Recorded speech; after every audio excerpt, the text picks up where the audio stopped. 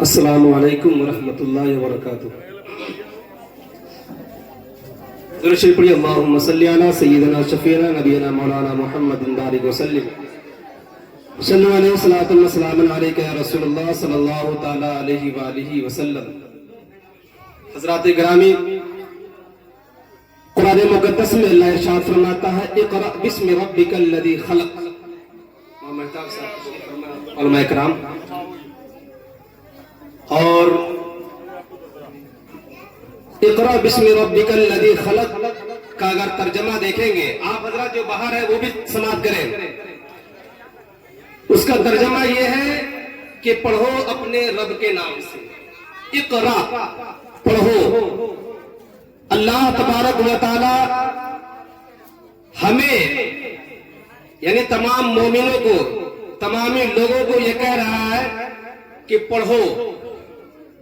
اب ہم کتنے پڑھ رہے ہیں، اپنے بچوں کو کتنے پڑھا رہے ہیں، وہ آپ کسی کی نظروں سے کوئی چیز چھپی نہیں ہے۔ اس وقت ہندوستان کی جو حالات ہے بہت باریک مرحلے سے گزر رہا ہے، اور یہ صرف اور صرف مسلمانوں کے لیے ایک مصیبت ہے۔ اس کی وجہ یہ ہے کہ ہم نے علم کو پیچھے پھینک دیا، ہم نے علم کو جانا ہی نہیں، ہم نے علم کو لیا ہی نہیں، ہم نے علم کو سمجھا ہی نہیں، جس کی وجہ یہ ہے کہ ہم پریشانی کی حالت میں مبتلا ہو رہے ہیں، ہم در در کی طرح جا رہے ہیں، ہمارے کوئی نہیں ہے، ہم تھانے میں جائیں میرا کوئی آدمی نہیں ہے، ہم کورٹ میں جائیں میرا کوئی آدمی نہیں ہے، ہم جرنلزم کی دنیا میں جائیں، پریس میڈیا میں جائیں میرا کوئی نہیں ہے۔ اب جائیں گے کہاں جائیں گے؟ کہیں نہیں، کوئی آپ کا برسان حال نہیں ہے، کوئی پوچھنے والا نہیں ہے، کوئی مددگار نہیں کرنے والا، آپ کا کوئی مددگار نہیں ہے۔ تو اس عالم میں، اس پرفتن دور میں ہمیں ایک سبق لینی چاہیے کہ اللہ ارشاد فرماتا ہے پڑھو پڑھو، لیکن ہم پڑھتے کہاں ہیں؟ اللہ نے آپ کو مال دیا، اولاد دی، جائیداد دی، سب کچھ دیا، لیکن آپ پھر بھی نکارے گزر رہے ہیں، نکارا ثابت ہو رہے ہیں کہ اپنے بچوں کو پڑھا نہیں رہے۔ آپ اپنے بچوں کو پڑھائیے، آپ کا کوئی عذر اور کوئی بہانہ نہیں چلے گا۔ آپ ساری چیزوں کو حاصل کر لیتے ہیں، آپ کھیت کھلیان بھی جوڑ لیتے ہیں، آپ زمین جائیداد بھی لے لیتے ہیں، آپ گاڑی گھوڑے بھی تیار کر لیتے ہیں، تمام چیزوں کے لیے آپ صحیح ثابت ہو رہے ہیں، لیکن آپ صرف ایک چیز میں پیچھے ہٹ رہے ہیں، وہ ہے علم۔ اپنے بچوں کو علم دیجئے۔ آپ کے بچے، یہ بچوں کے اندر اللہ تبارک و تعالیٰ نے اتنا قوت حافظہ دیا ہے کہ یہی بچے اگر اس کی گائیڈ لائنس کی جائے، اگر اس کی نگرانی کی جائے تو یہی بچے ایک دن آفیسر بھی بن سکتے ہیں، یہی بچے کوئی ڈائریکٹر بھی بن سکتے ہیں، یہی بچے وکیل اور جج بھی بن سکتے ہیں۔ لیکن شرط یہ ہے کہ ہماری اور آپ کی نگرانی ہونی چاہیے، اچھی سوچ ہونی چاہیے۔ سچر کی کمیٹی کی رپورٹ ہے کہ جس مسلمان کے بارے میں کہا گیا کہ پڑھو، لیکن آج وہ مسلمان پڑھنے میں اتنے پیچھے ہو گئے کہ جو پچھڑے جات ہیں، پچھڑے جات، مانجھی ہو گئے، بھوئیاں ہو گئے، وہ لوگ ہم سے آگے ہو گئے۔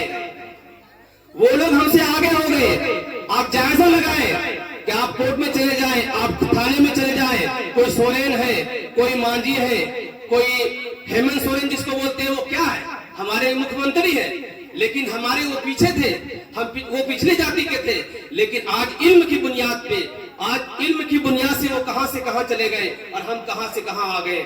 لہٰذا مسلمانوں، میں گزارش کروں گا کہ اپنے بچوں کو جہاں تعلیم دی جا رہی ہے اس تعلیم کو دیکھتے ہوئے وہاں اپنے بچوں کو بھیجے۔ آپ 2 روٹی کھاتے ہیں، 2 روٹی میں سے آدھی روٹی اور کم کر دیجیے، لیکن اپنے بچوں کو پڑھائیے، آپ اپنے بچوں کو پڑھائیے۔ مبارکباد کے لائق پیش کرتا ہوں، مبارکبادی پیش کرتا ہوں حضرت مولانا توفیق صاحب، جو حضور حافظ ملت حضور کوچنگ سینٹر جو چلا رہے ہیں۔ الحمدللہ یہ بہت اچھا کام کر رہے ہیں، بہت اچھا کام کر رہے ہیں۔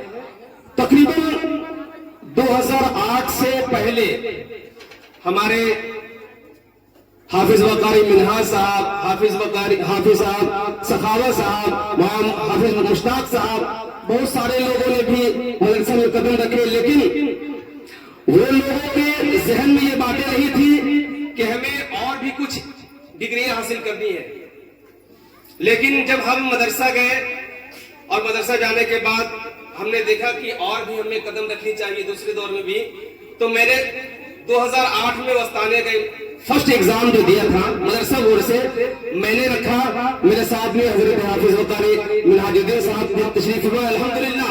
اس کے بعد جمع غفیر لمبی قطار لگ گئی الحمدللہ، اور یہ سرٹیفکیٹ دھارے یہ موجود ہے سارے کے سارے۔ یہ کیسے آیا؟ یہ سوچ بدلی، یہ گمان بدلا، یہ ذہن بدلا، تب جا کر کے ہمیں ایک سرٹیفکیٹ میسر ہوا۔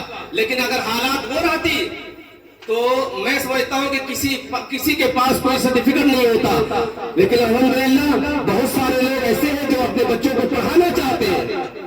ان بچوں سے میں گزارش کروں گا کہ اگر آپ کے والدین آپ کو پڑھانا چاہ رہے ہیں تو آپ محنت اور لگن کے ساتھ پڑھیں۔ اور میں توفیق صاحب سے گزارش کروں گا کہ اگر آپ کے بچوں کی تعداد کوانٹٹی